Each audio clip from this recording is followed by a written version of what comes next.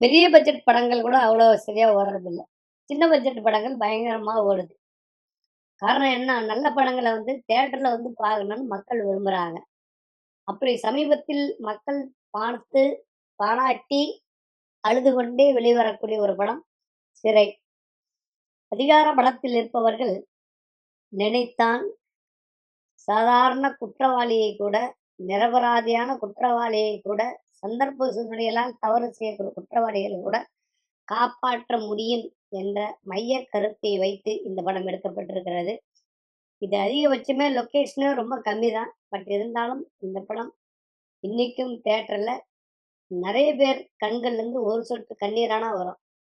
அவ்ளோ அன்பு கலந்த, காதல் கலந்த, சென்டிமென்ட் கலந்த ஒரு திரைப்படம் இந்த படம்.